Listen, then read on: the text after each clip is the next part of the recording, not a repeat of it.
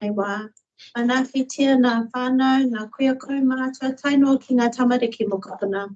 O mai hoki tō huarahi pai I moi I a tātou katoa ki te whakapai wēnei mahi I tēnei rā. Nō reira e te atua haumi e, hui e, Taraki. Oriel, thank you. Okay, moving on to apologies. Yes, John. Joe Carr rang me about half an hour ago, so he's running late. He's in the Whangarei Hospital. I don't think it's just an appointment. I thank you for that, John. And of course, we have apologies from Jeff as well. I believe that's everything.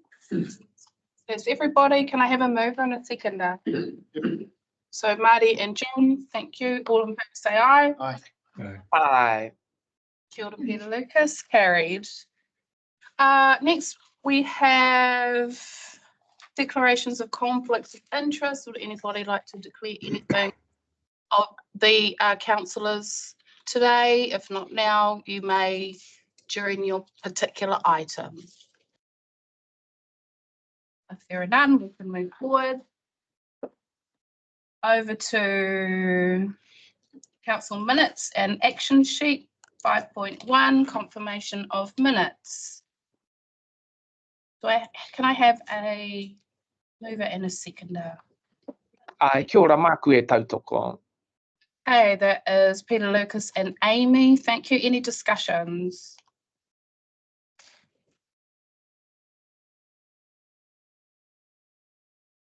We can take them as read and move forward. Thank you. 5.2, receipt of action. Are we okay? Sorry, can we just put that motion? Oh, sorry. Yep. Okay, we'll move the motion. All in favour say aye. Aye. Okay. Thanks. Thank you, Chris. Over to 5.2, receipt of action sheet. Can we have that the action sheet be received? Can we have a seconder? I'll move it. Jack will second it. Any discussion? We have two items on the poplar and the policy approvals, which workshop is all quite straightforward. All in favour of the motion, say aye. Oh, would you like to speak? Just a quick comment. It says by the 12th of June. So is that going to happen? Or going to happen because that's Poplar before nursery? Yeah, that's before the next meeting, isn't it? Give us an update. So we've got a contractor in place working on that presently. Yeah, so it will be. Right. Will? There's a risk that it won't be, but we're doing our best to Okay. make sure that we're getting that delivered in time. Thank you. You keen for that, Rick? Keen for that very much. No team. Thank you. Any other discussions on the action sheet? Cheers, Richard. Okay, all in favour for it to be received? Aye. Thanks. Carrie, thank you. Kia ora, Susan. Welcome. I know that you're from the public, but you're also a regular here and just noting our health and safety, that you know procedures. Thank you, Susan. Moving on to financial reports. 6.1, for the motion for the report to be received. Do I have a mover and a seconder? Marty and John. Any discussion? Through Madam Chair. Oh, Sorry. aroha mai. Dan, go ahead. Morena. I've got a few questions on the budget and thank you for the thorough notings provided by the team. With the current forecast in terms of how central government are communicating and shrinking budgets and potentially shrinking budgets or contributions to the regional council, is there a discussion, Jono, and your finance team around reforecasting the budgets based on the way that central government are moving and their most recent discussions in Wellington about saying we're not going to give you any more money? Excellent question. Thank you, Deanne. Let's note this question. Could I just give you a chance, Bruce, if you wanted to say any thoughts on the report, and then ask someone to answer Deanne's question. Yeah, thanks, Chair. If I can just make an update, thank you to the report. We've got our managed fund returns now for March, and they are included in the report because they just came through. Well, actually, yesterday I received confirmation, and so the total fund gains in the report of 3.37 million actually changed to 4.82 million because in March we generated gains of 1.45 million. Which now means that the variance moves from 769,000 favourable to 2.22 million favourable, reflecting that good month we had in March. And then if you look at the table labelled summary operating results, after we adjust for the gains and the associated recapitalisation reinvestment of those gains, the impact on the net cost / surplus after transfers from internal reserves is that the favourable variance increases from 485,000 to 514,000. So that's an increase in the favourable variance of $29,000. So another good month on the markets for us, and we're well ahead of where we should be in terms of budget on those managed fund gains. Thanks, Bruce. Now, I'll also open it if any of our advisors would like to comment and keeping in mind to Deanne's question. I've actually been working with the finance team between meetings, and I think that we are in an excellent position now. It's still a conservative position, so I don't have any issues from that perspective. I got a bit more detailed information behind some of the variants, and I'm happy with what they provided. So that was really going into the detail. Okay, thank you. I see Marty's hand and Jack's hand. Are we still on the same topic, or are Same you raising? topic, yeah. Okay, go. Yeah, if it was a race, comparing with other councils. Sorry, Marty, can you just... Like just a comparison with other councils in their financial teams. Do we keep an eye on them just to see, I mean, going really well with these favourable variances? There's, as Deanne mentions, there's going to be some waves coming from central government in terms of impact on us. How are we comparing against other councils' financials? Do we No, I haven't looked at how other councils are performing in terms of their financials, so I can't provide an answer on that. Yeah. No, it's understandable. As far as I know, in terms of the regional sector, because our membership of that amongst other regional councils is that we heavily focus on our investments. Yeah, and I think that's really great that we have that, but it's not normal amongst everybody. Yep. Okay. All right, Marty. Jack, did you have an additional question, or are you? Yes, please. Yes, please. I guess this is. Can you hear me? Sorry, Jack. We have a question already on the table that Deanne has asked, and I'm just wondering if we can have that answered first, and then come to you, Jack. Sure. Thank you. Are we, just recalling on Deanne's question, are we considering changing our budgets due to the potential lack of incoming support from from central government? Thanks, Chair. I can answer this question. So there has been discussion at the leadership team around the potential for a change in what may be coming from central government, given the current direction that we're seeing. However, we currently budget on what we know in terms of known contracts and known amounts. We don't speculate or budget on unknown contributions from central government. It's based on contracts. So on that basis, we will respond based on what comes to us from central government when we know the travel of direction. Thank you. And just acknowledging Bruce, who is acting CEO at this time. So yeah, he's getting the questions today, but Jono isn't here. Thank you, Bruce. Jack, go ahead. Yeah, I suspect Deanne's actually asked my question, because I'm concerned with the $722,000 shy we are in grants and subsidies. So I'm anticipating that any report back you give us, Bruce, or any survey you do of current government changes to the way it funds our activities will be reflected as soon as you know where we're at with regard to those subsidies some of that stuff's timing, but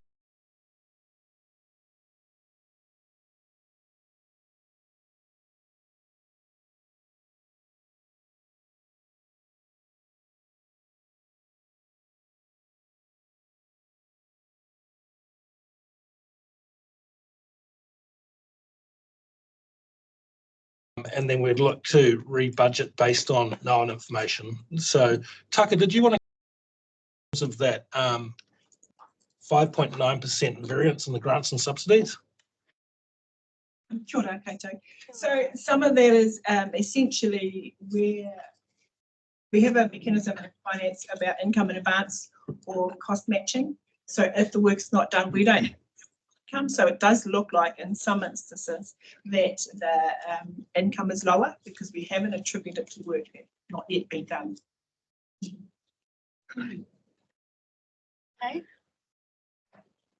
All right. Madam Chair, Madam Chair, can I ask another question? Go ahead, dear.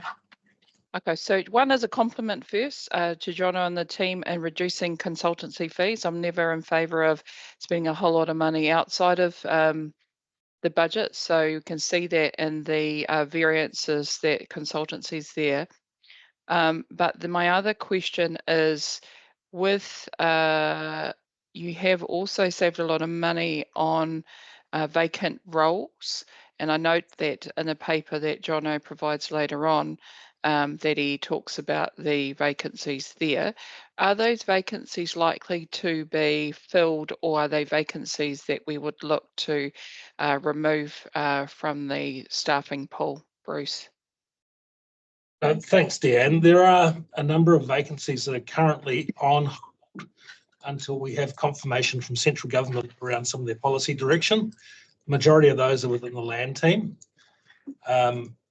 The variance we're seeing to date in terms of the salary variance is a combination of various roles throughout the financial year that have not been filled, and the majority of those have now been filled. It's a timing thing. And in fact, for the long-term plan, we also budget now for a percentage of vacancies. So we'll hopefully in the future see a lower variance in that salary budget moving forward, noting that the labour market is also more competitive at the moment, meaning that we're finding recruitment much easier and a lot more better suited candidates applying for roles. So that should balance out in the future years. Thank you, Bruce. Bye. Any other questions? John, sorry. Yeah, just going back one step about getting subsidy from government and how important it is to us. And I just think of two things. We've got the rice grass and Darkwell, which NZTA thinks it's quite a good idea to retain as it supports our roads. It's bizarre to me. But the point I'm trying to make is that there's been good work done on that. The subsidy's been pulled back. You know, they're trying to eradicate in certain areas, and it's work that probably gets undone until we feel that we need to put the money in and finish it. And then Kalupa's another one where, you know, if we take your foot off the throttle now, we've given up the ghost heavily. So how important is it to us? So we do need to be able to move around financial matters like this that are important to us. Is that a comment? Comment. Thank you, John. Thank you, John. Thank you for adding to that. Any other questions? Bruce? Sorry, George, I see your hand up. Yes, hopefully just a short question. It goes back to those grants and subsidies variances again. The largest item being the funding from MB at 663K, and it says they're due to timing. So I wonder if you've got an indicator that that money will come through before the flood season hits in a couple of months. Bruce, are you looking? I think there's two parts to that question. It's one, are we getting on with the flood work to actually make that happen before the flood season? I think it's the Louisa question. And then the second thing, is there any financial implications associated with that? Mm-hmm. So perhaps Louisa. Is that a clear? Yep. Thank you, Louisa. Kia ora. Yes, we are getting on with the work as quickly as we can. We're just coming, in fact, we're ahead of schedule on some of our work, particularly up in Awanui. We are about to come to the end of the season though, but this nice spell of dryish weather means that we can still continue. And we'll go right up as far as we can. But yeah, the work is continuing for now. Thank you. Thank you.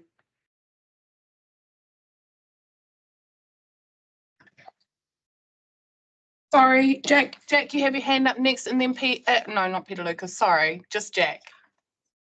Thank you. Capital expenditure, page 23. Progress on the Aotearoa Moriwa spillways, 788k higher than budget. Is that overall budget, or is that's not a timing issue, is it? That means it's costing more than budget. And that's the first question. And the second part is, have we got agreement from FNDC that they will cover that? And did they cover the lot or just some of it? Just a bit more detail, please. So that is partly a timing issue, Jack. We're still waiting. So we did some box culverts that were being paid off by the Better Off funding from FNDC, and we're waiting for the funding to come in from them. So we've already paid for it up front, and now we're waiting for them to pay out that. Yes. Okay, Jack. Yeah, well, so our net cost will be higher, or will it be as per budget? No, we're expecting to come in on budget. There's no additional cost. Thank you. All right. Any other questions or comments on the financial report? If not, we'll go ahead and move the motion. All in favour say aye. Aye. Sorry, George, I can see your hand up. We're all right. It should be down. Okay, thank you. Right, okay. Moving on. I'm happy to move the 7.1. To page 25, 7.1. We have 4 recommendations. To remove those all together or one by one? So I would like to move and take them one at a time. Yes, I agree. We will go one time. Through Madam Chair. Sorry, before the councillors move, can I make one highlighted recommendation and potential change to this paper, because I don't think that the CEO should be approving the delegated financial authority policy, which sits in the policy suite. I think that is a council law's responsibility, particularly when you are mandating the CEO's decision making financially. So that's just a risk for the council laws, that it's not noted as part of the council law's responsibilities to approve delegated financial authority. Everything else, I think, should be done by the CEO. I think that's a good point, Madam Chair, that Deanne raises to our attention for the consideration of the council, particularly on the back of the conversation that was regarding a possible decrease in resourcing coming from central government. And I think we do need to keep across anything regarding financial delegation, particularly in this climate, but also as part of our responsibilities as good governors. So I think that the point made by Deanne is a really good one. But yeah, I did mention earlier, but I was muted, that I'm happy to move these one by one as well. Kia ora. Yeah, point of order, we're moving that as be received, so I don't know which one we're talking to, but I'd like, if we can go step by step, and then Deanne and Councillor. Thank you, Marty. I know to move through this. One suggestion for an amendment has been raised. I'm going to ask Bruce if he wants to speak to that. We'll go through one by one. Thanks, Chair. I would like just a point of information. It won't be an amendment because we haven't got, we've got nothing to amend. This is just a recommendation. But if we can go through one by one, like each of the recommendations, first recommendation has been moved and seconded to receive, and then we can go through each recommendation 2, 3, and 4 and talk. We're going to go through one at a time, Marty. Yeah. Yeah. Okay, let's just let Bruce have a response, and then we'll go through it one by one. Thanks, Chair. If I can reply to the Deanne's proposed amendment. Council currently sets the Chief Executive's delegated authority limit for financial purchasing, which is recorded in the delegations manual. Under the current process, the Chief Executive Officer has delegated authority to subdelegate financial limits to the staff that he manages. That's done on the basis that any expenditure that the Chief Executive or the staff make has to be done in accordance with the approved long-term plan budgets. The only exception to that is we do have the authority for the Chief Executive to approve up to $70,000 of unbudgeted expenditure, which if that's approved, that has to come back to council within 1 month. And we do that through the Chief Executive's report. My advice to you is that if you took away that delegation for the Chief Executive to be able to subdelegate to the managers of the organisation or the staff that make those decisions, and that's going to put in place more administrative pressure and delays on staff being able to do their jobs, because staff are then going to have to wait, come back to council for council to do a full approval of, say, a new secretary that needs a $500 approval limit, or another. Sorry, Bruce, that's not my question. So that wasn't my question. It wasn't about taking the power of the CEO away. The question and point here was recommendations that the CEO approve all policies so my question on this was the approval of the DFA policy. It's not around the delegated financial authorities down to staff, but it's the approval of the policy should be done by council laws for the CEO. So that's in 2.B where it said the CEO will do all the operational policies.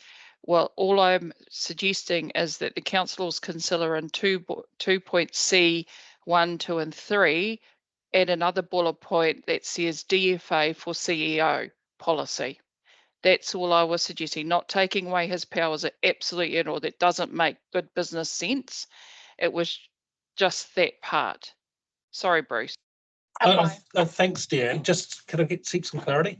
Because I just want to make it clear. Quickly. So it's the approval of the DFA. And I'm just trying to understand what that DFA is, because at the moment that's currently within the delegations manual, which is approved by council. Yeah, that's correct. But you're in this current document that you're asking councillors to approve, it does not say delegation manual. It says CIPO, risk management, compliance, monitoring, submissions, policy, procurement policy. You get what I mean, Bruce? It doesn't say delegated financial manual. Do you want to just Park it. have a think about that, Yep. Bruce and team? Have a think, and then we'll start stepping through and we'll come back and address that on the point. Okay, so councillors I know are eager to get through, so we'll go on the first recommendation, on the first motion for the report to be received. Can I have a mover and a seconder? Rick would like to move. Marty would like to second. It already was moved. It is, Yeah. but we haven't moved. We didn't actually, we didn't word it that way, did we? It's all good, it's clear now. So just for clarification, Madam Chair, I understand we're working through each of these recommendations item by item. So in that case, you would, and correct me if I'm wrong, Madam Chair, you will notify a mover and a seconder once people move or second one of these and make a choice around who's moving and seconding, and then we'd vote on each of these items, each of these recommendations. Is that correct? Just so that I'm clear on what's happening. Yeah, do we need Chris to remind everybody? No, thank you, Madam Chair. Just wanted clarification. Kia ora, thank you. All guys, we've done this many times. All right, we've got a move and a seconder for recommendation 1. Yep. And all in favour say aye. Aye. It's carried. Number 2. I'll move. Motion number 2. I'll move it. Do I have a seconder? I'll second. Rick, you're seconding it. And is this the point where we're Yes. discussing Deanne's issue? Yep. Now, Deanne, I believe made, so I don't have the text right in front of me, but I believe Deanne made some text recommendations. stuff. And So can we we're just, going to keep that in mind, yeah. can There we might just be clarify wide now? things. I've seconded, chair has moved, so we can't move or second any alteration. Is that right? So that's be somebody else. Okay. It's a shame.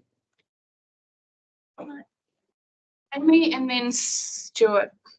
Kia ora. I would like to ask, so it seems that we're talking about the delegations manual as where the information is held that Deanne is referencing. And it's not explicitly listed here, but you are saying that council approves the delegations manual. Exception being where the chief executive has sub-delegated authority, which is approving the staff's approval of purchasing limits. Yes. Okay. So yeah, I'm just trying to figure out if there's a need for the amendment that has been discussed, or whether actually we're covered already. That's not quite clear to me. Sorry, Chair, my point is we have to have a mover to do the, before we can discuss it, we have to have a mover and seconder for an alteration. And it can't be yourself or me, so it's got to be somebody else. Thank you, Madam Chair. Thank you so much. And it's nice to hear from Rick again, but I think that point's been made, Madam Chair. And I think it would be helpful if we had the wording that Rick is referring to. So once we confirm that wording, then those that can move or second amendment an opportunity to do that. So yeah, we're not just touching base on that point. Kia ora. Understand the chair that Deanne has raised a potential thing for councillors and us to look at. And I'm happy for councillors to be informed in decision making, to have a little bit of a talk about that and to clarify, is Deanne talking about an actual policy where we're going beyond where we want to go. And you know, and I guess, and we're going to be leaning on staff to advise us of whether or not we need to make an amendment to this policy on the table now. Yes. Can I make a comment?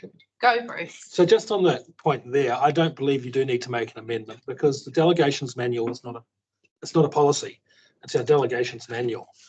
The decisions we're seeking here is about approval of policies, not approval of delegations manual, which council in any case already approves. Yep. And you'll note in resolution 3, council approving the changes to the delegations manual, or is that, sorry,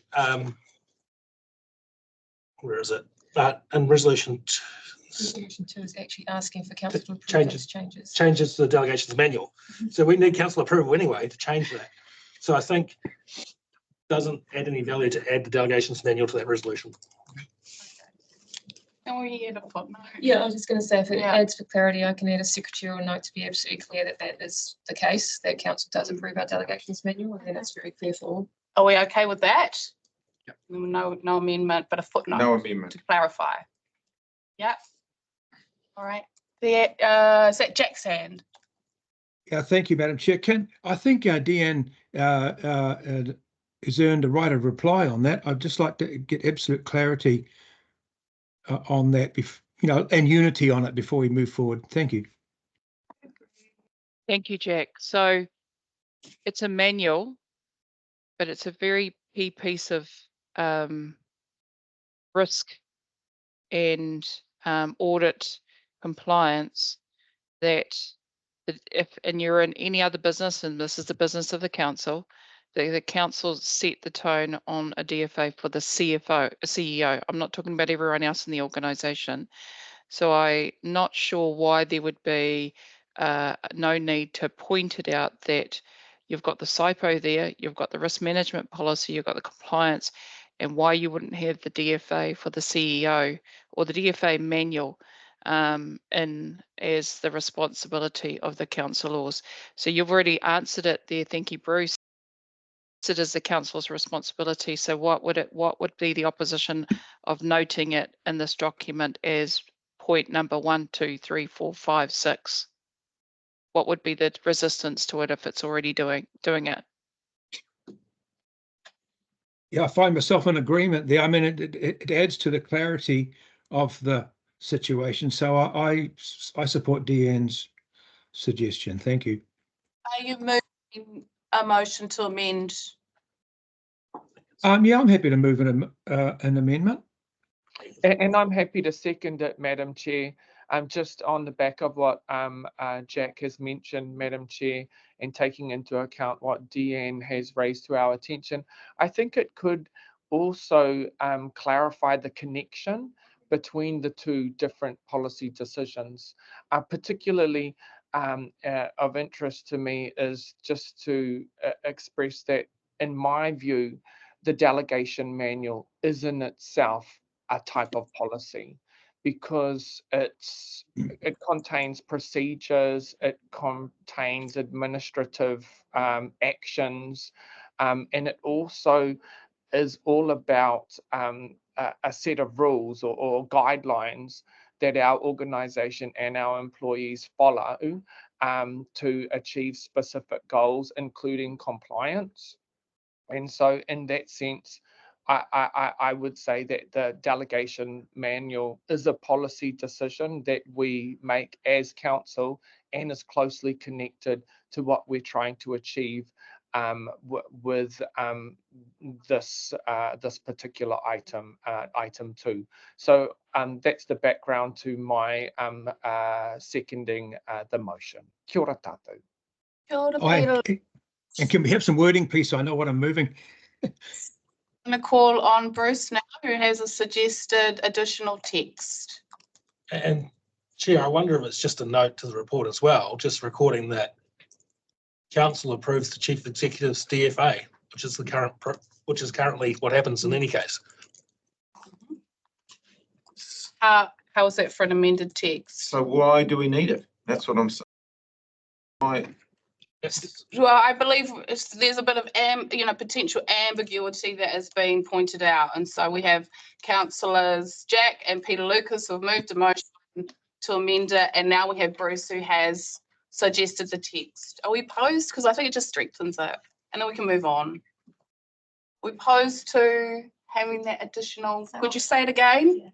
So it'll be a note that records that the council approves the Chief Executive's DFA, Delegated Financial Authority. It's currently the case anyway. So we're just writing it down.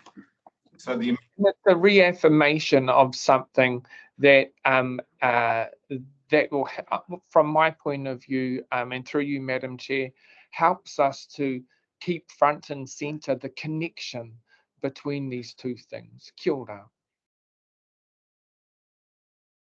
I believe, is that okay, Deanne? Do you think that Bruce's recommended text covers that? Thank you very much, Madam Chair. Now, any further discussion before we vote on that, Rick? So are we voting to the amendment? We're voting It's to the amendment. It's a note rather than an amendment. So it's not an amendment. The motion. It's a note. Well, we need clarity from the mover and the seconder of that amendment. Bruce's suggestion is that it's a note. Is that Jack, Peter Lucas, you have? No, that's not what I moved. I find myself perplexed why we would consider it just a secretarial note. Why wouldn't you just remove any ambiguity and put it in as one of the dot pointed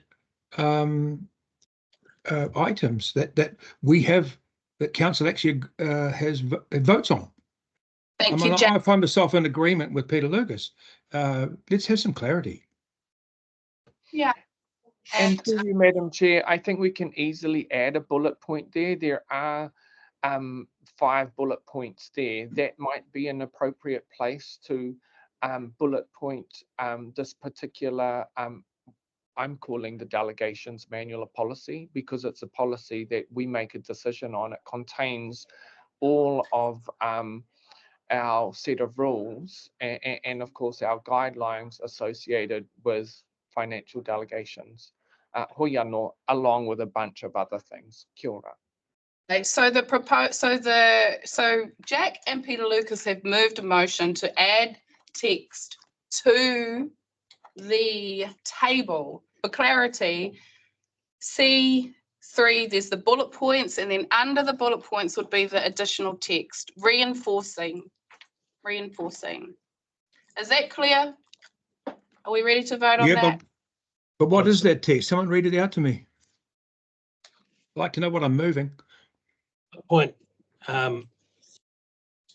Council approves Chief Executive's delegated financial authority, then I can just add one other thing I think that's important for clarity, comma, noting that the Chief Executive Officer has delegated authority to subdelegate to staff for their delegated financial authority, because I think that's really important that clarity is there. Yeah, I'm fine with that, although if the manual itself says it has subdelegation, the C has subdelegation rights, then I don't really think you need to add to that right here. But it's about the first action of council having control over the delegations manual, not about the sub-delegations itself. Anyway, I'm happy to go with either of those two wordings. Thanks. And this Peter Lucas as a seconder. I will still second what Jack has moved. Kia ora. So we're up for discussion? Yeah, we're going to vote as soon as we can. So for me, our deputy CEO has, explained that it's already covered, so I don't see any need to mention it. But the other comment that came from Bruce was the fact that it does seem to add yet another layer of work, which I don't think is needed because it's actually covered in the delegations manual. The wording is all there. So I don't see any need for it. It's just, if you like, it's stating the obvious when it's actually covered in the delegations manual. So I don't see that we need that. We have workshopped this at length, and I thought we'd come to and I appreciate Deanne's comments, but I don't think it's necessary. Thank you, Rick. Thanks. Marty. Yeah, just to add to what Rick has said, Deanne, if it's been pointed out to us that it's already in the process, that it's in the manuals that your concerns are being met, I don't see that we need to reiterate it. We shouldn't need to. If it's already written. Okay. So I'll vote against it.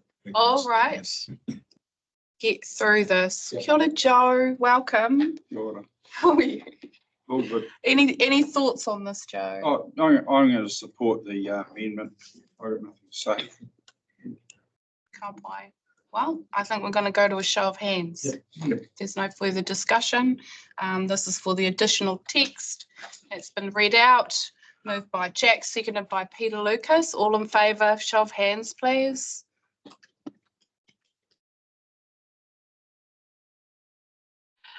I don't think the motion is going through. Oh, can I vote on that? Because I moved the original. Yes, you Can I? can. That's right, yeah. Okay, then we're going to go back. Can we just show our hands against? Yep. Okay, sorry, against. Oh, sorry. Wait, is this do we have foresight? Madam Chair, on the occasion like this, you have a deciding vote. Yeah, as chair of 4, and we have seen this before, where a chair makes a deciding vote to, and you might want to check that with the governance expert, but I think this is one of those occasions. Kia ora. Correct. Done. Just waiting on Chris's response. Thanks, guys. Yeah, that's correct. The chair presiding over the meeting has the ability for a casting vote. You don't have to. It's your choice. I will move it through so we can move on. So we have the substantive motion is carried. Are there any further amendments? Otherwise, we need to put it again. There's the option. Yeah, there's the opportunity. If anyone else has a further amendment, we can assume that this is the final. Any further amendments? If not, that is the final addition. Thank you very much. What happened? I used my casting vote, and the additional text is going through as a clarification. So now it becomes a substantive motion, including that. So now we put the substantive motion. So you effectively have to go through the same process again. That. That's correct. Yeah. Are we recording our names? We can. Okay, so we're going back and re-recording that as a substantive motion. Okay, and we're going to do show of hands. Do I put up 2 hands? All in favour, show of hands, please.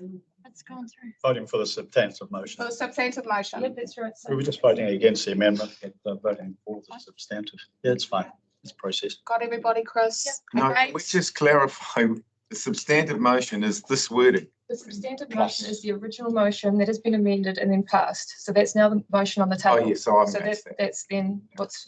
You're against? Okay, Rick's against. I didn't approve it in the first place. Okay.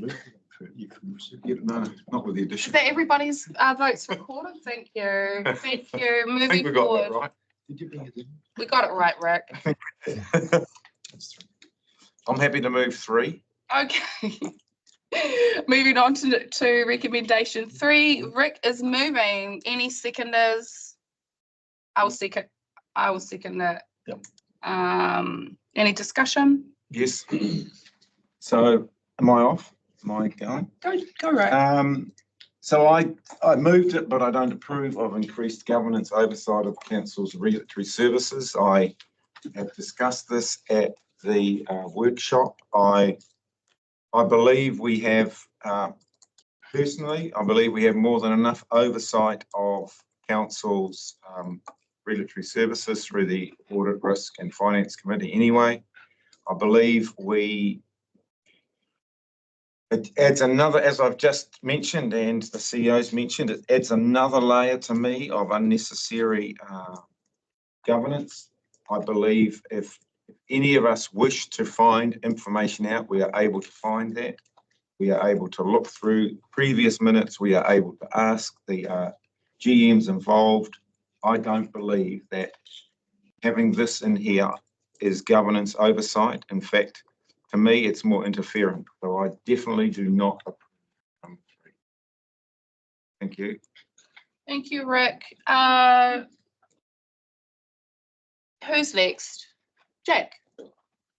Thank you, Madam Chair. I will vote against this in its entirety. I think it narrows the oversight and responsibility in too few hands of matters that should most properly be the preserve of the full council. I'm just concerned about what I consider to be an unhealthy interest in compliance, consents and enforcement areas and regulatory services generally. These really are matters that need to come to full council. I don't see any reason why narrowing the focus of the reportability of these areas to one subcommittee or a smaller committee serves any useful purpose. I also point out that having quarterly reports slows down the reporting that council would receive on those matters where now they receive them monthly. So I'll vote. I don't need any other discussion. I will just vote against it in its entirety. Thank you. Thanks, Jack. Who would like to comment next? I would just like to say, since we've already heard 2 who are against this for clear reasons, that I support this because I have supported the movement of this kaupapa through council, through the workshops, because it is something that not only our staff have requested, we've worked with our staff on this for better efficiencies, but also we've checked with Ombudsman, we've checked with other councils as to how they do it, and this is nothing extremely different at all. So in the interest of moving forward, I see your hand, Marty. Would you like to talk next? Yeah, I also agree with what Jack said, that I'm more of decision making rather than whole of council decision making, and I prefer to see it come to whole of council rather than through the Audit and Risk and Finance Committee. So I'll be voting against it.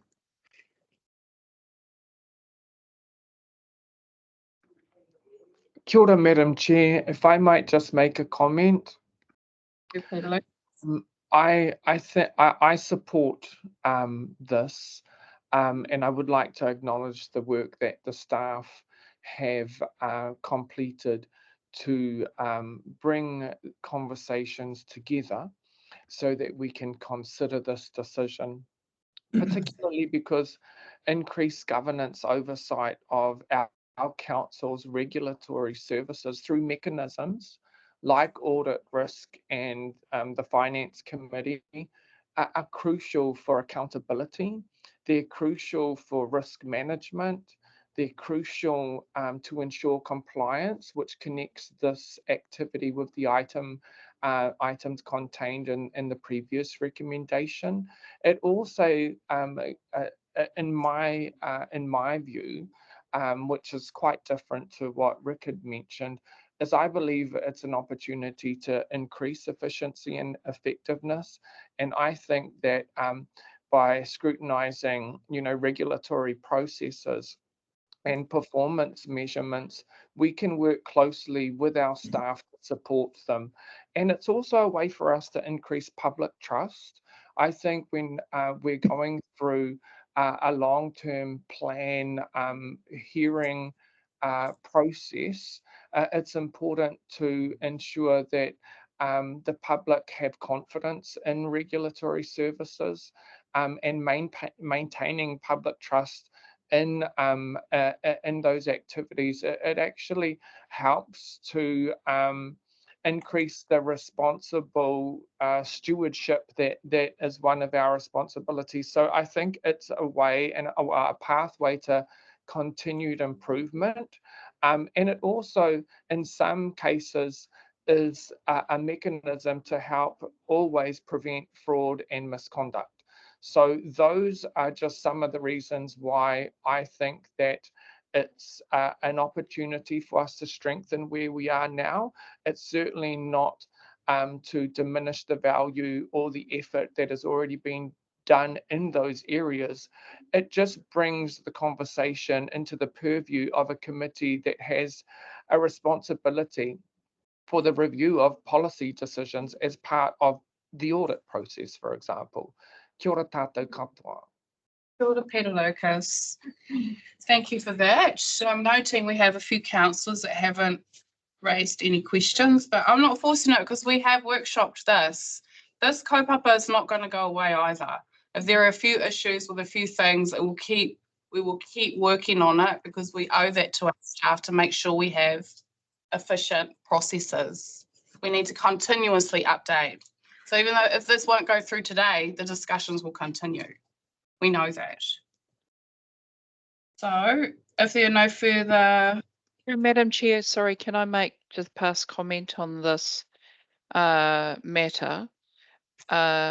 And to your point, Councillor Jack, I don't think this is a delegated authority to make full and complete decisions without councillors' input on this. This is more of a, as you would in an audit risk finance committee, an oversight to make recommendations to the full councillor board around matters of risk and protection for the executives, the councillors, ratepayers and funds and operations. And so just my commentary to that is that with the current pending prosecutions that are in court at the moment around staff from another council who did some, I would call it insider trading, and so it's still a current proceedings, that this forms another layer of protection for councillors that management are being supported to ensure that things are both tika and pono in terms of the guidelines required. So kia ora through the chair. Very much appreciate your comments, Deanne.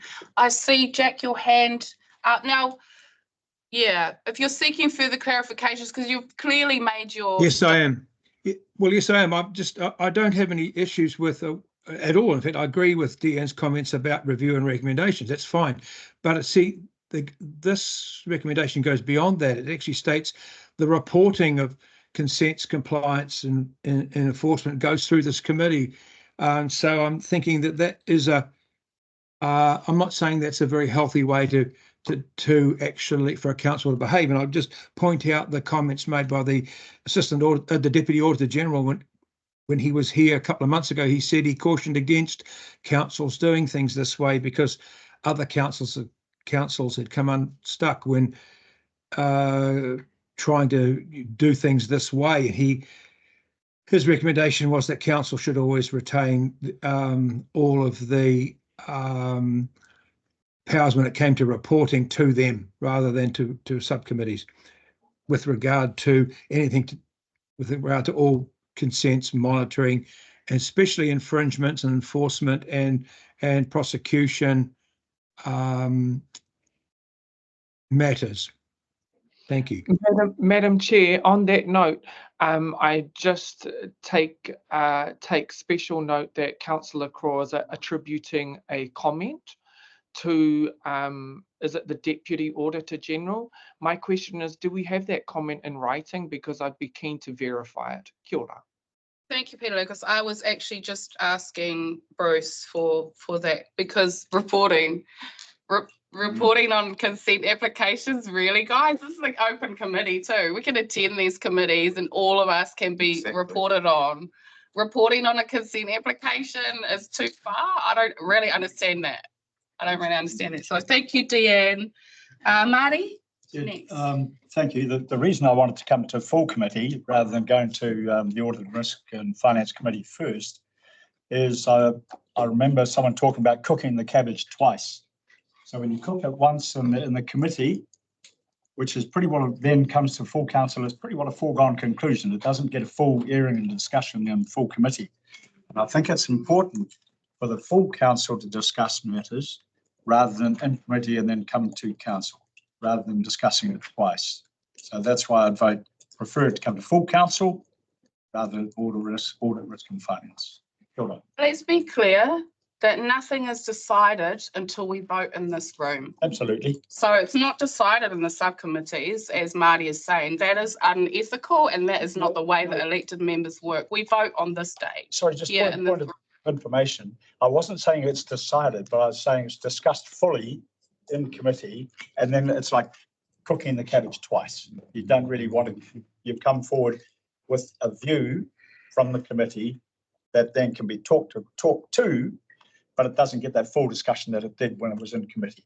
So that's why I'd like to see, I'm sorry, I'm just saying why I would like it to come to full council rather than go through committee first. But that's, as I'm saying, we can all attend the subcommittee meetings. We can all be privy to the reporting and the like. This is why we have our infrastructure of governance where we can, for those of the councillors who've been elected into those spaces, and look at it. When all of us can't look at everything, we need all hands on deck and the some of the workload to be distributed. That's how we designed. So thank you, Marty. You've also made your point clear. I'd like to hear less from those who have been outspoken on this and are clear on their stance, and more from those who have not had a chance to speak yet. Thank you. Any of our other, Amy? First of all, I just wanted to say thank you for letting this paper lie on the table and giving us the opportunity to workshop it in between meetings, because that helped me a lot with my understanding of the objectives, and there were some minor tweaks to wording which I think have made it much more fit for purpose. Sorry, my computer just closed down. Yeah, and I guess I'm actually of a similar position to you in terms of review and recommendations coming to council. So it's not delegating decision making, it's a review and recommendation, which is completely appropriate. I was a little bit concerned that the quarterly reporting meant we wouldn't get quite as much depth in our monthly report from the CE, but I think, as you say, we can work through that. Those who are dedicated to knowing the information will be able to find it in the reports that we all will have access to and can even attend those meetings. So, yeah, having had the opportunity to speak more about it with our CEO and with council in the workshop, I'm comfortable with what's on the table. Thank you. Thank you, Amy. Peter Lucas, was your hand up? Or Aye, kia ora. Yeah, and it's I think it's really important for us to understand that committees have terms of reference. They have delegated authority as well, which connects this activity back to the discussion we had earlier, which initiated an amendment of a motion. But in terms of the idiomatic expression, cooking the cabbage twice, which generally means something is unnecessary or redundant, I think these are very necessary activities that actually strengthen reports and recommendations that come to full council for decision, and in my view are a necessary part of the work plan that that include a number of activities to ensure that our compliance in terms of policy decisions and our statutory obligations are being met, and that we continually are able to express that as part of the audit process that we go through annually. So from my point of view, this is a necessary part of the work that we should and must be doing. Kia ora. Point of information, Chair. Although every councillor is allowed to go to the Audit, Risk and Finance Committee, they don't necessarily have speaking rights, nor do they necessarily have well, they don't have voting rights. In fact, it's just those members of the committee that have voting rights. So that's why I prefer it to come to full council. Cooking the cabbage twice, not saying it's immaterial, it's just saying it should come to one meeting. Kia ora. so I'm not a member of subcommittees, but I attend them and I speak at them. And I have never, ever seen anyone get shut down, one councillor get shut down just because you're not a member on the terms of reference. And the other thing is, it is not a decision making, it makes recommendations to this room here. Okay, so I'm not going to push those who have for now we've laboured this, those who have clearly made their stance. There are a few councillors that have not yet spoken or asked questions. I'm not going to push I'm not going to make you do that, but if you're ready, if you don't want to speak, we'll go ahead and vote. Yeah, I move to closure. I have a right of reply, Chair. Can I ask, can I follow through on the question that I've asked, Rick? Yep. And then you'll have the final right of reply and then we will vote. John. Having subcommittees in other organisations I've been involved with work quite well because they go in more depth than what they probably could do at a normal open meeting. And they bring up questions which you then can go and study and get the right answer before it comes to the council. So yeah, thanks to you. Thank you, John. Thank you, Joe. Rick. So thank you, everybody. So in concluding, I pick up really on Councillor Lucas's point about public trust, and I do feel, firstly, that we are losing a little bit of this trust in the fact that we combined audit and risk and investment property in the first place. So to me, that's narrowed down the number of councillors who can contribute to those particular committees, subcommittees. I totally agree with the chair that yes, we can all attend. Nobody has been refused yet. I agree with that, but that may or may not happen because it is at the discretion of the chair. So in terms of public trust, I don't believe, and especially that this subcommittee, the majority of items are in confidential. There aren't that many that the public can attend and listen to. I do not see how this is increasing the public trust of this organisation.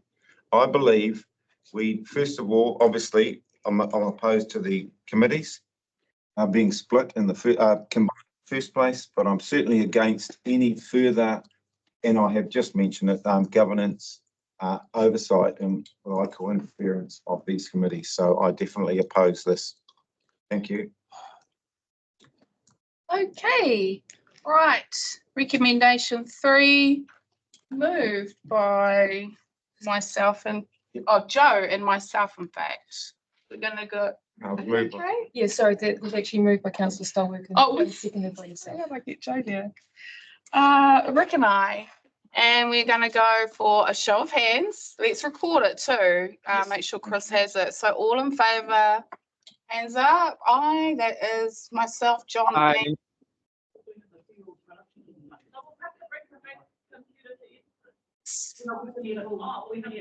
Kia ora, I'm in favour. against, that is Rick and Jack and Marty. Thank you.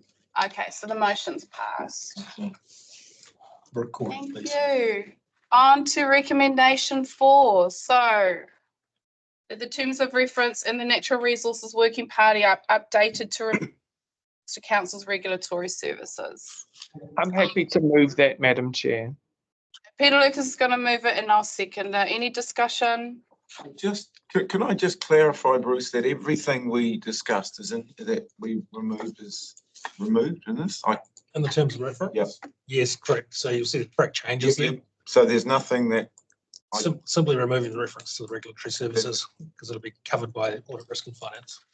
Yeah, we talked about this. Yep. So just get it right in my head, that's all. Thank you. Any other discussions? If not, all in favour say aye. Aye. Against, that's carried. Abstain, please. Oh, abstain. Marking Marty is abstaining. Moving on, item 7.2, community engagement. Have I got that right? Yeah. Community engagement strategy, page 36. Nice topic to move on to. Oriel, did you want to? Oh, hang on. Should I get it? I'll get it. Are we okay to take these two recommendations together? Happy to move them both. Marty, and was that you? Yeah, I'll second. Thanks. Rick will second. Oriel, would you like to? If you need me to, Chair. Otherwise, happy that the paper has been read. I'm noting that we've done workshops with the council. This is an ongoing part of improving our comms and engagement strategy for the communities and the population we have here. And our comms and engagement team would like to get underway, although they've already started some of the work underway, as to some of the strategies that are presented here. Happy to answer any questions. Thank you. And acknowledging the team. We have had a lot of media to respond to and push out and really controversial topics and our LTP. So I really want to thank you, Kathy, Oriel, all of your teams. You know, even when I had the storm in that and Matt had to text me the media releases to approve, really thankful for the flexibility. And we're going to work, you know, on this, you know, together, because our community engagement is so important to all of the councillors, as you all can hear. If there's no further discussion, Jack has his hand up. Yeah, I've got my hand up. I'd like to make a comment. Can I go? Yes, Jack. Yeah, thank you. Yes, firstly, I'd like to thank the staff for a really comprehensive document. I think it's fantastic. In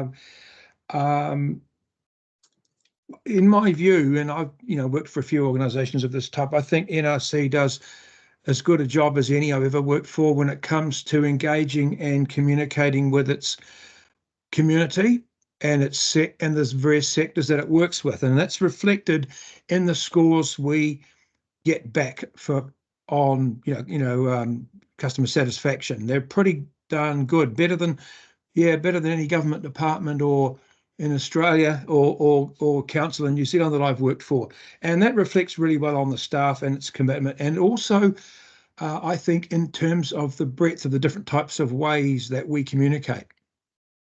It doesn't matter if you're talking about Enviro schools or the Dargaville field days, we set a really high standard. I just got one little comment. I think there's a lack of KPIs in how we measure our performance. I think one of the reasons that is the case is because we're so darn good at it and we keep getting so much praise.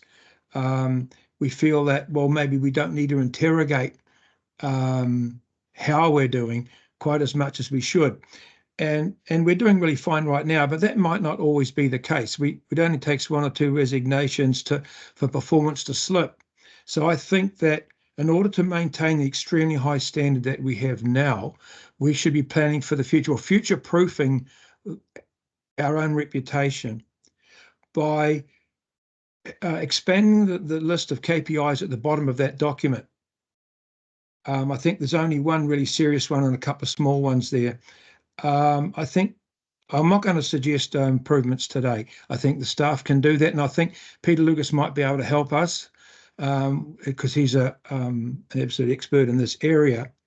But I think we could probably add one or two extra measures to how we measure our own performance across all sectors and all areas of the community, and then come back and add those at another date. Thank you. Thanks, Jack. Yeah, I think this is a moving target. I think trying with your community is always difficult, and things are changing all the time. And it's really disappointing with the long-term plan. We only had about 3 people turn up here, and now my Mariah, we had probably 8 or 10. But this is really strange because then I'm getting people coming and seeing me and stopping and be on the road a bit. And it's not about our core. It's not about our core work at all. It's all about the emergency services. So congratulations on getting people involved by getting that really hot topic going. It doesn't bring us back to our core work. So I'm not sure. It's a strange thing around. Thank you. Thank you, John. Any other comments? Amy. Kia ora, thank you, Tui. Just thanks heaps to the team. This is a really exciting piece of work. Really looking forward to having the opportunity to kind of watch it unfold. And just wanted to mention with particular excitement around the Rangatahi Executive Panel, the concept that we might get into some really proactive engagement with our young people in Northland. I think something we've been talking about for a long time and haven't really managed to get it going. So just really encourage you to step forward with that, Mihi, and let us know how we as councillors can support. So thank you very much. Okay, with that, that's some nice words to finish up on that one. So we are moving the 2 recommendations together. All in favour say aye. Aye. Against, that is carried. All right, page 70. 7.3, Taiki NRCT MAC TT Strategic Intent and Implementation Plan. Are we okay with taking the 2 together? Yep. Yeah. Who would like to move? That was you moving, Rick. Seconder? Marty. I'm happy to second. Kia ora. Sorry, we got Marty there first. Thank you, Peter Lucas. Again, I'd like to acknowledge the team. Yeah, it's a beautiful document. I'd like to acknowledge our relationships that, are very, very important to us, not only as governance, but also to our staff. You can see, this actually is an enriching kaupapa for us in our region. Anyone else like to make any comments or discussion on this? Kia ora, Oriole. Kia ora, katoa katoa. He mihi aroha tēnei ki te kainihira. Nā te me mōiona mātou tō huarahi tika ki te whai tēnei rautaki. He mihi aroha hoki ki ngā iwi me ngā hapu, I hoa atu etahi awhi, ia wā kia tātou katoa. Nō reira tēnā tātou katoa. I'm just acknowledging, firstly, the work of the councillors that have been able for us to arrive here. This is an important document, so I am standing just to acknowledge the work, Chair, through you and through the council that are here today, but also to acknowledge the iwi and hapu, TT MAC, that have worked tirelessly for this more fulsome document. I think it is a piece that is unique in this current climate to support a very clear mandate around priorities and the work that we need to take on and carry on through our executive team. So I just wanted to stand and acknowledge you, Chair, and the work that's been done through the past and the work that's to come. Nō reira, tēnā tātou katoa. Kia ora. Kia ora, Ariel. Mihi. I just want to check. Jack's made a comment there. Congratulations to staff, support its adoption in full, and that he may have to depart soon. So We still have a quorum, we're fine. Thank you, Jack. If there's no further, yes, Marty. Yeah, just wanted to emphasise that I think it's really great that we are reiterating and emphasising our relationship with Hapu and Iwi, and it's good to see that actually happening around the council table. Yeah, lifting in another bar. Kia ora. Kia ora, Māori. Thank you for that. Kia whakanuia tēnei kaupapa, nā reira, me pōti tātou. All in favour? Oh, Joe, sorry, would you like to speak? Yeah, just briefly on page 72(3). Council has not specifically consulted on this document, so the community views are unknown at this time. It's a pretty pertinent statement. You know. Yeah. And for a major document like this, it's not really satisfactory, is it? I think what it does, Joe, is acknowledging the level of engagement that we've had with this. So we have, you know, our members of TMAC and our working parties. However, we did not take a draft consultation document out for feedback to the public, like with the LTP. And yeah, I believe that's that we're just being upfront about that. Yeah, that we haven't done that with this document. Amy. Yeah, kia ora. Just, I guess, to reassure you that this sets the strategy and our commitment, and it gives us a list of actions that have been prioritised to guide us. But all resourcing still comes through the same LTP process. So consultation when it comes to resource allocation to the work, it still happens just like it does with any of our other work. So I think the mihi is treated the same when it comes to allocating staff and funding. Oriel. Through you, the chair, as well too, the Taiki strategic document went through full consultation when it was originally adopted in 2022 by the previous council. This piece of work, which is noted in the agenda paper, was to note the ongoing commitment that council made to include the 2 new goals of climate crisis that was identified by Iwi and Hapu, and also water marine, and also the other part of that development, which was endorsed by council in November and TTMAC in December last year. The other part of that was also to getting to this graphical document that we have, that then we can now support to provide for all of the community to understand exactly what our tiriti commitments are as per the long-term plan process that we work through. Okay.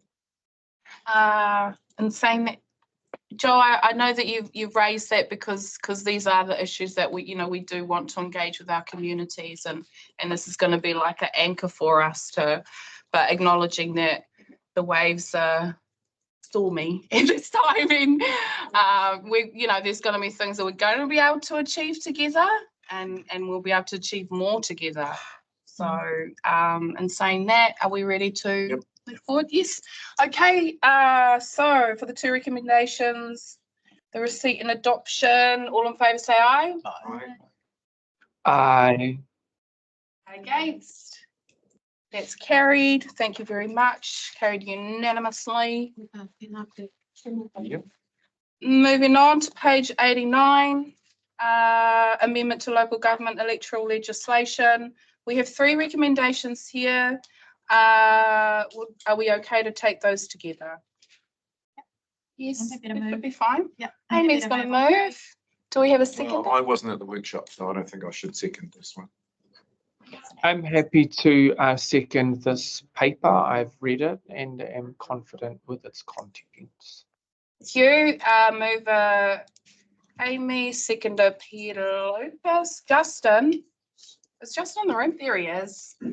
Thank you, Justin. Just because we did have a couple of councillors not here, I'm wondering whether you would like to just give some supporting kōrero to the 3 recommendations. Sure. And my colleague Julian might chime in where Yes, thank you to all the team.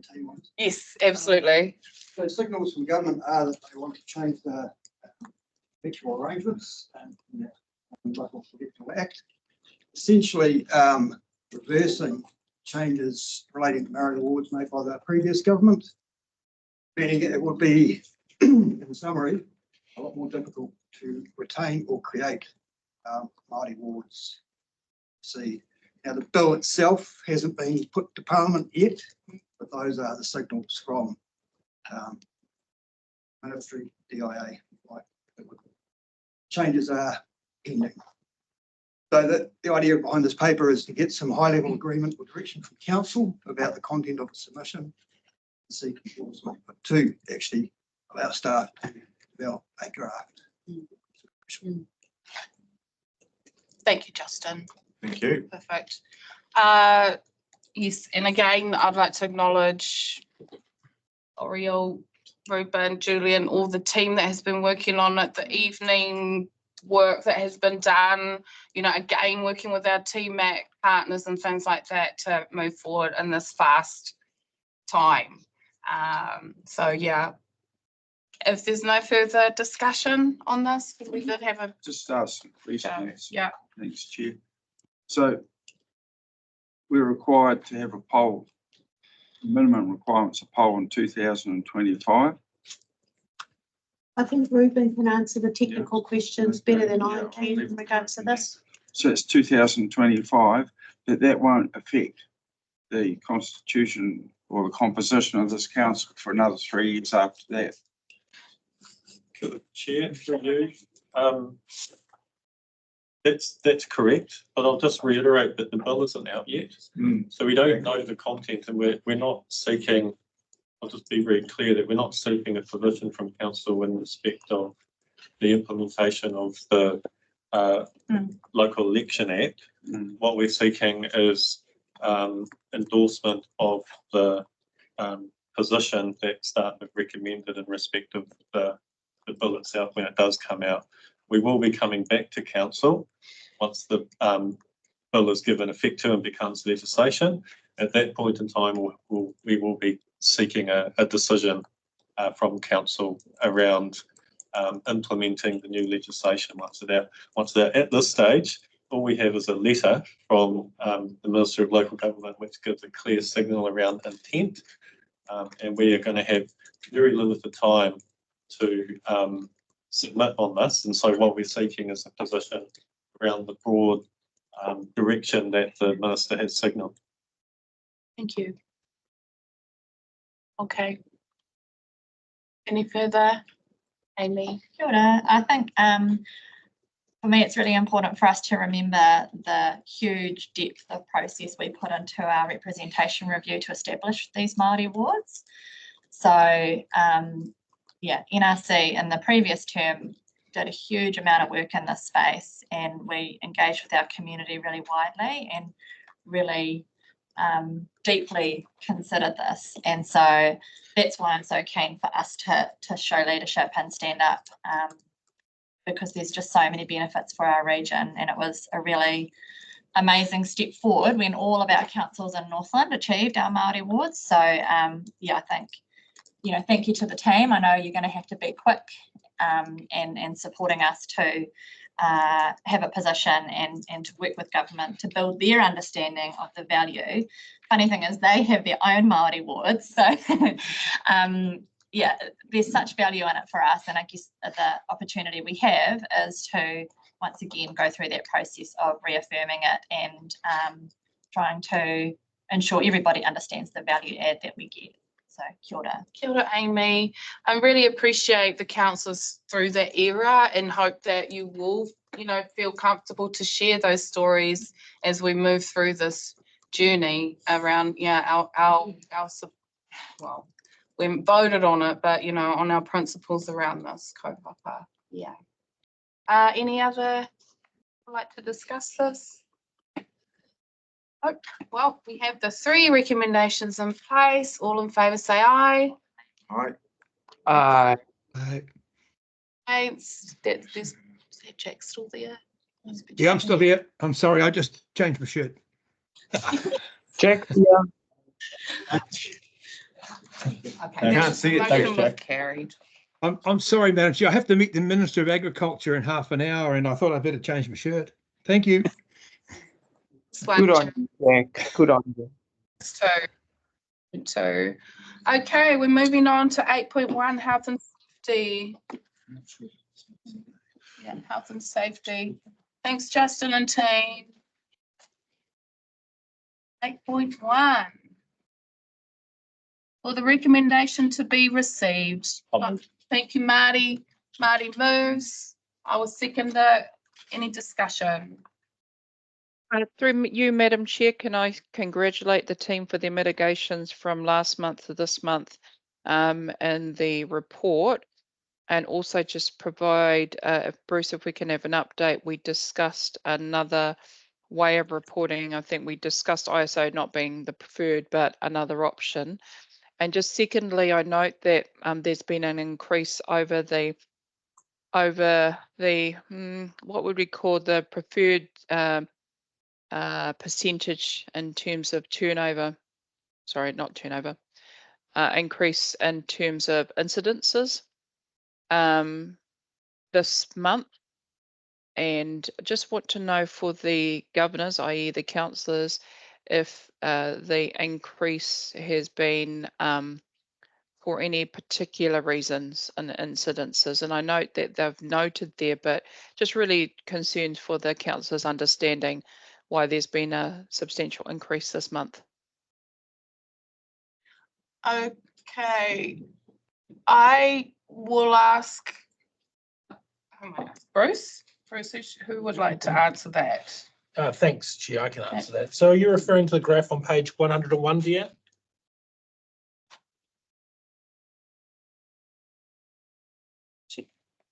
Yes, sorry. I'm trying to use 2 screens at once and go to your 101. Yes, thank you, Bruce.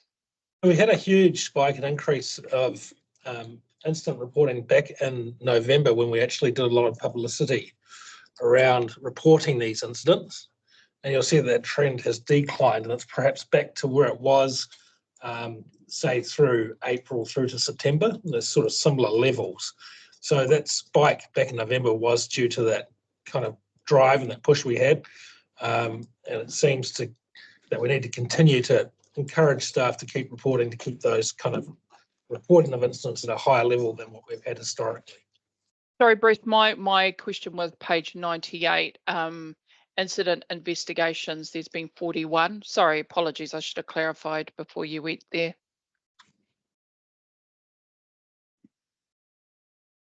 So it's gone from an average of 28 to 41 in the last month.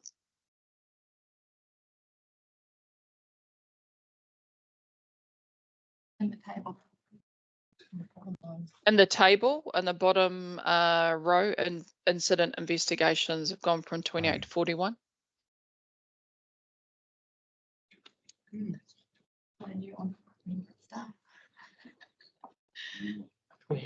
41. The total, it could simply be workload and staff being able to pick up on some of the work. I'd have to go back and confirm with the team to see what's driving that. Thank you. Is that all of Dan's questions answered? I think so. Thank you. Yep. Jack. Thank you, Madam Chair. Look, just bottom of page 101, WASPs. I know I've mentioned this before, but it would be remiss of me if I didn't mention it. Look, when I was in Auckland, WASPs were identified as the #1 or #2 issue for 4 months of the year.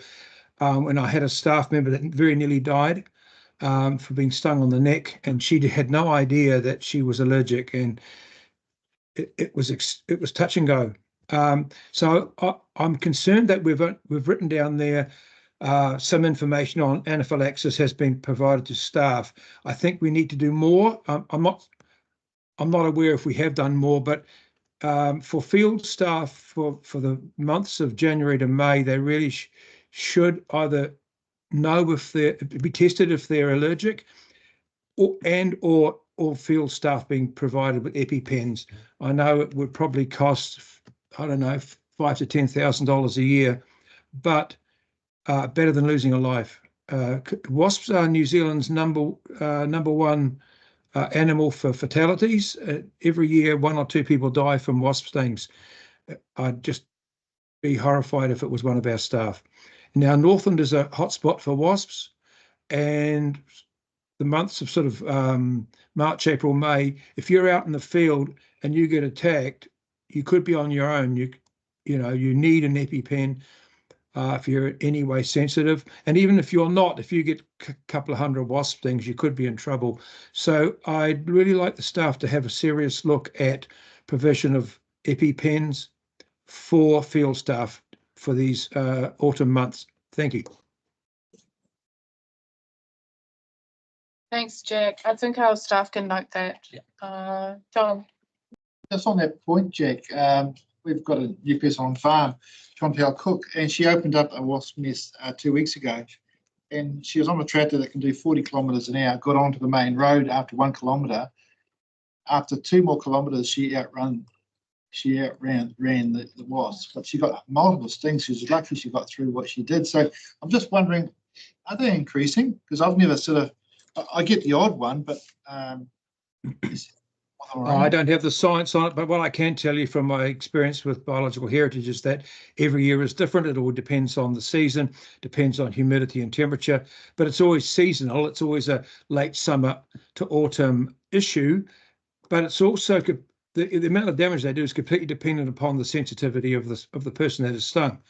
And also, but that changes over time. If you've had a couple of stings, that for some people, they can actually help to make them semi-immune, but for other people, it can help. It's just making them actually much more sensitive. So it's something we can't really mess around with or try and guess our way through. I think we really need to take really good protective measures. Thank you. Thank you, Jack. Any other further comments or questions around the health and safety report? Not, we can go ahead and move that through. We've got over a second, haven't we? Yes, all in favour say aye. Aye. Against? Lucas, aye? I. Sorry, I'm definitely in support. Kia ora. The motion is carried. Let's move forward to the Chair's report, 8.2, page 103. I'll move that. Do we have a seconder? John will second it. I think we can just note Jeff's meetings there. And please, if anyone would like to know further, just email staff perhaps. So we can move through that. Okay. Yeah, is that all right? Yep. Okay, all in favour say aye. Aye. Aye. Against, it's carried. Yeah, I just note that Councillor Crowe is just departed to leave. Yeah. Bye. Thank you. Okay, Chief Executive's report 8.3, page 105. John is happy to move it. I will second it. Also noting that Bruce is here standing in. So any questions on the CS report? Through Madam Chair, page 107, there was an eviction notice provided to those camping on some council ground. This is more of a question to the Chief Executive. What potential solutions are we looking to supply for this homeless crowd that seem to set up camp? Or is there, sorry, Bruce, I know it's not your social responsibility, but I think one, serving an eviction, but two, solving the problem is really the bigger issue for us. It's a good question. So I don't know if other councils are aware, but we have been asked to join a housing discussion being hosted by Deputy Mayor Kelly Stratford on housing. Certainly been something that since we started this year has been raised, in terms of whether or not we have rules that are barriers or the like to establishing housing. And but the feeling has been from this table is that we are interested in supporting these issues. And yeah, they're cross-cutting with district councils and the other agencies as well, Deanne. So perhaps the meeting with Kelly will be a catalyst for us to take that next step forward and look at how we can do that. Bruce, did you want to add? No, I think it's a perfect response. I think that's the approach. Yeah. Okay. Rick. Can I just ask, I think it'll be to Colin. say, if we go to wastewater and it's on page 114, say Ruakaka as an example, that, you know, they've said their wastewater plant's not up to scratch, you know, but it's, I just want to get it right in my head. It expires in 2046, but it's not going to last till 2046, is it? So what happens there? What happens here?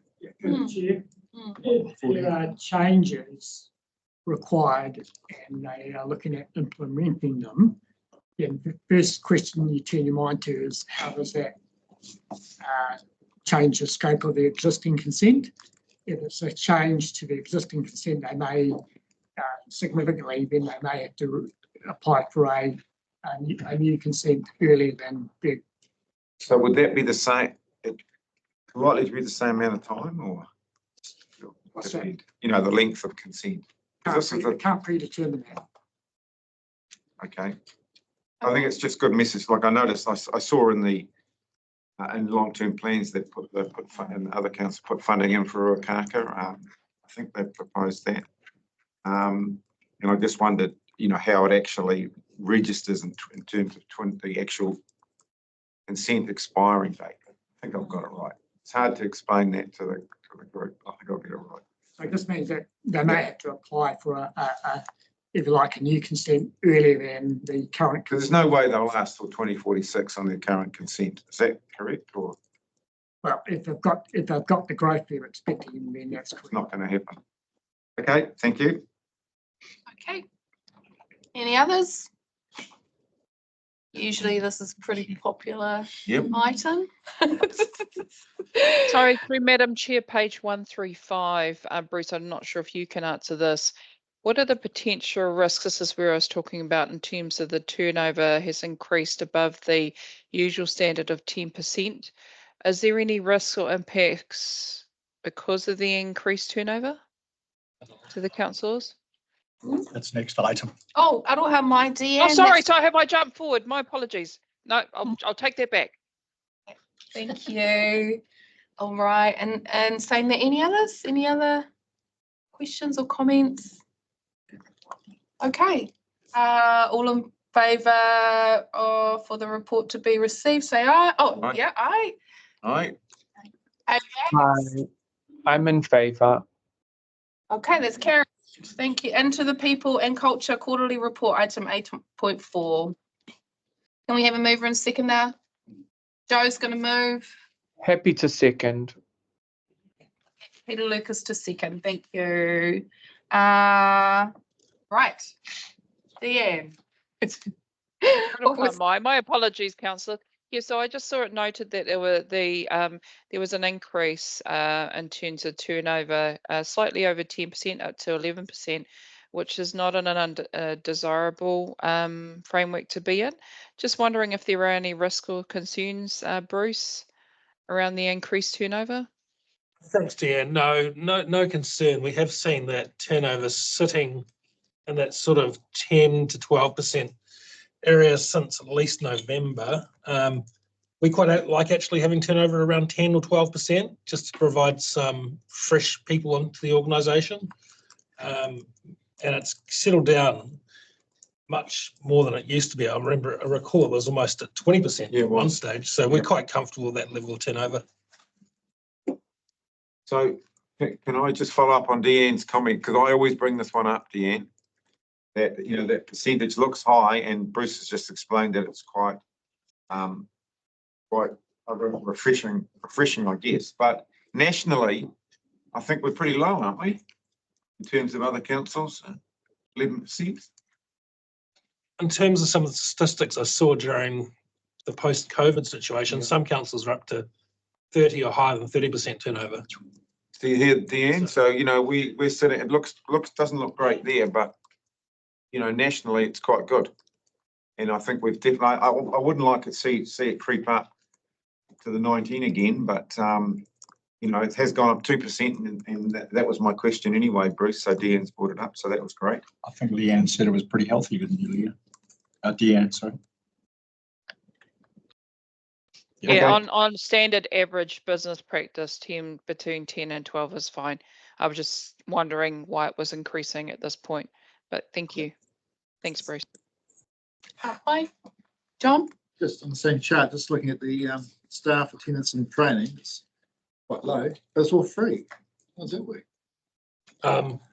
Through the chair, we do internal training in-house, so we have a trainer that provides the training content. So we don't apportion the cost of their time because their time is already budgeted. That's why it's free. Okay. Any further questions? Sorry, just a comment through the chair. In the last councillors meeting, there was raise of abuse to the staff, and I thank Jono and Bruce for putting in psychological safety for all staff from last meeting to this meeting in your report. Kia ora. Bye-bye. No toko. Okay.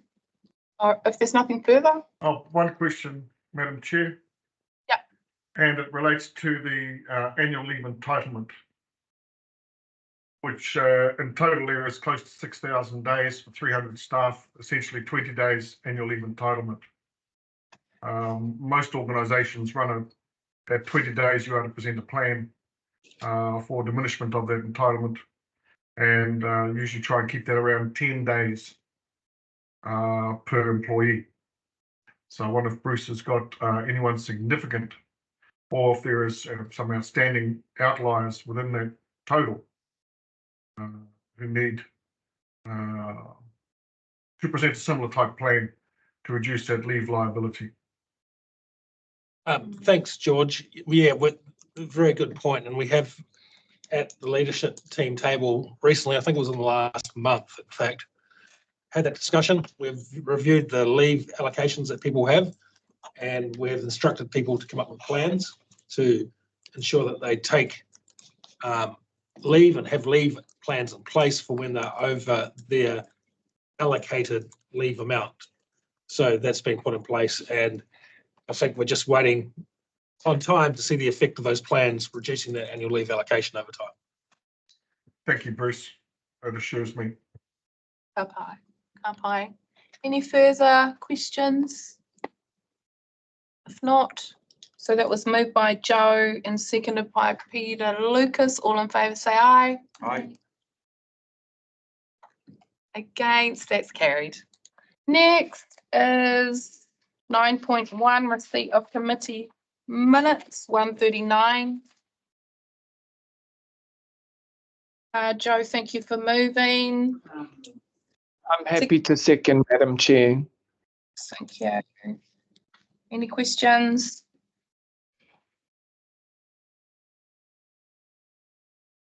Okay, so these are the CDM minutes from Feb. Sorry, yeah. The correct ones. Yeah, the corrected ones. And then extraordinary meeting of audit and risk. If no discussion, forward. With receiving the reports, all in favour say aye. Aye. Against, that's carried. Item 9.2, working party updates.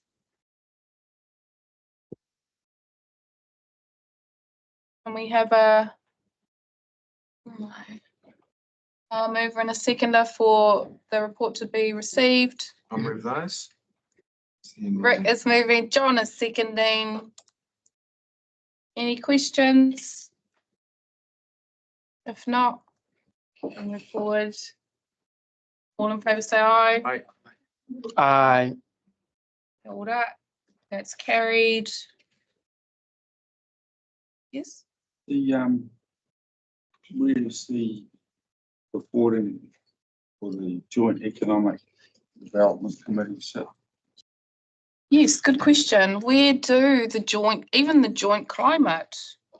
Yeah, how do we report on our joint committees? Those minutes come, oh, sorry, Louisa. The joint climate, they will come here, but we haven't, they're every 6 months now, so the next one is in June for the joint climate. Okay. So those minutes will come back. Right.